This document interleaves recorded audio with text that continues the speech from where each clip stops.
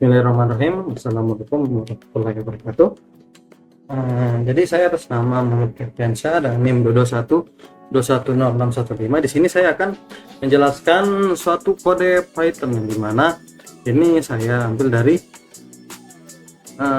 tugas SCM. Yang dimana di sini pada pertemuan di sini ada studi kasus yang ada 3 studi kasus. Akan saya jelaskan satu persatu. Nah, di sini untuk video ini saya akan menjelaskan tentang studi kasus yang pertama yang itu optimisasi vektor. Jadi di sini kodenya saya ambil dari sini. Dan di mana saya telah rubah sedikit karena ada sedikit error pada beberapa bagian.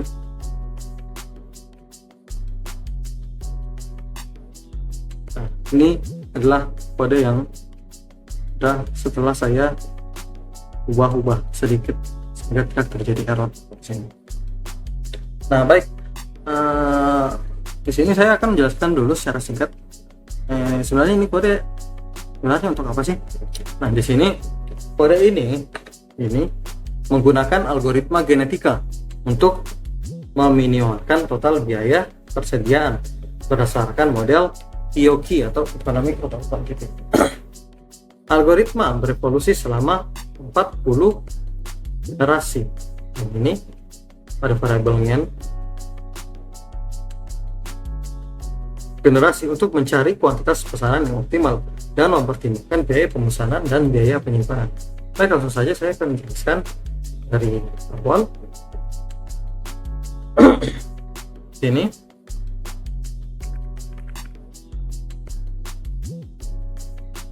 di sini pertama-tama kita membutuhkan library atau pustaka terlebih dahulu. Di sini kita menggunakan 2 pustaka, itu ada pustaka random dan juga deep. Nah, untuk deep ini adalah pustaka Python untuk algoritma evolusi seperti genetika, simulasi evolusi dan lain-lain. Kemudian ada import random. Ini digunakan untuk operasi acak seperti inisialisasi nilai individu dan seleksi. Nah, kemudian di sini kita mendefinisikan parameter diperlukan untuk evaluasi, yang dimana untuk evaluasi kita membutuhkan pertama ada permintaan tahunan pada variabel D, kemudian ada S untuk biaya pemesanan, biaya untuk setiap kali pemesanan, kemudian ada H yaitu biaya penyimpanan per unit barang dalam setahun. Setelah mendefinisikan ini, kemudian kita membuat fungsi evaluasi, yaitu ini def equal inventory yang nanti menggunakan parameter individual. Nah, di sini untuk fungsi ini itu tuh akan menghitung total biaya persediaan. Nah, di sini total cost biaya persediaan berdasarkan EOQ atau Economic Order Quantity. Di sini untuk Q-nya itu akan berdasarkan nilai individual nanti yang akan diterima oleh fungsi ini. Di sini untuk ordering cost. Nah, di sini untuk ordering cost yaitu biaya pemesanan tahunan dihitung dengan membagi permintaan tahunan dengan kuantitas pesanan dan dikalikan biaya pesanan. Kemudian ada holding cost. Ini adalah biaya penyimpanan tahunan. Biaya penyimpanan tahunan dihitung dengan kuantitas Q dibagi 2 lalu dikalikan dengan penyimpanan per unit. Nah, kemudian total cost di sini itu adalah hasil penjumlahan dari order cost dan holding cost. Nah, kemudian nanti nilai total cost ini akan di-return dan disimpan pada fungsi eval inventory. Kemudian di sini ada sebuah if ya. Di sini adalah jika kuantitas pesanan adalah 0, maka nilai float ini akan dikembalikan, yang dimana ini berfungsi untuk menghindari kemungkinan dengan 0. Nah, kemudian di sini kita mendefinisikan tipe individu dan fungsinya. Nah, di sini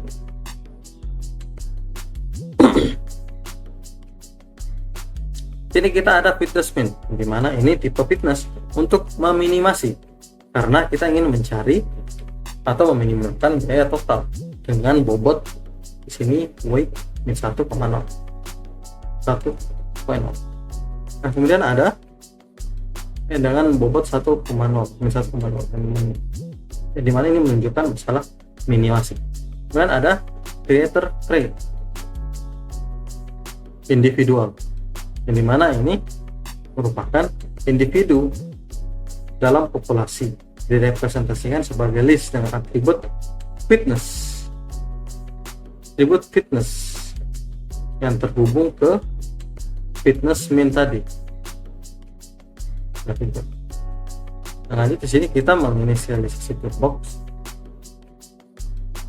Kita lihat di sini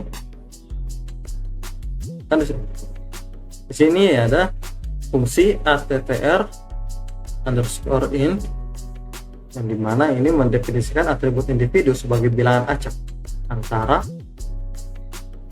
1 dan 1000.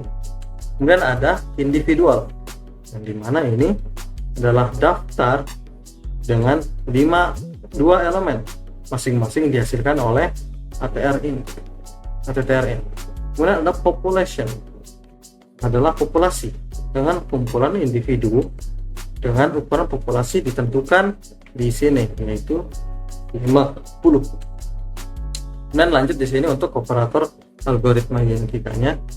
Di sini ada evaluate, yaitu menghubungkan fungsi evaluasi dari kita buat di atas, itu inventory, untuk menghitung fitness individu. Kemudian ada main, yaitu menggunakan crossover 2 titik, yang itu ini CX2 point, yaitu pertukaran bagian dari 2 individu di 2 titik pertama.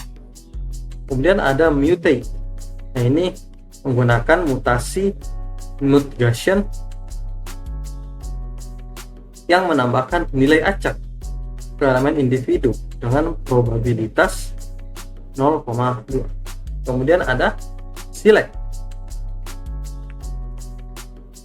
Nah, di sini ada select, yang gimana ini menggunakan seleksi turnamen dengan ukuran turnamen 2. Artinya individu dipilih, artinya 2 individu dipilih secara acak dan yang terbaik dari mereka dipertahankan. Nah, ini tadi untuk mendefinisikan populasi awal. Itu ada 50 individu dengan 5 atribut. Nah, di sini ada perulangan sebelum menjalankan algoritma genetika, yang dimana fitness kita individu populasi dihitung menggunakan eval inventory. Nah, kemudian di sini kita menampilkan individu terbaik sebelum evolusi, dimana di sini kita menggunakan fungsi seleksi elitisme, itu cell base, untuk menemukan individu dengan fitness terbaik sebelum evolusi dimulai. Bisa lihat di sini sebelum evolusi dimulai kita mendapatkan nilai 958 dan 643 dengan minimum pos adalah 545,870. Nah, kemudian di sini kita menjalankan algoritma genetika di sini, yang dimana simple adalah algoritma evolusi sederhana. Yang pertama ada CXPB, yang mana ini merupakan yang sini ada population, ada toolbox tadi yang telah kita buat. Kemudian ada CXPB. CXPB ini adalah probabilitas crossover yang diset ke 50%, yang dimana yang persen ini individu akan melakukan crossover.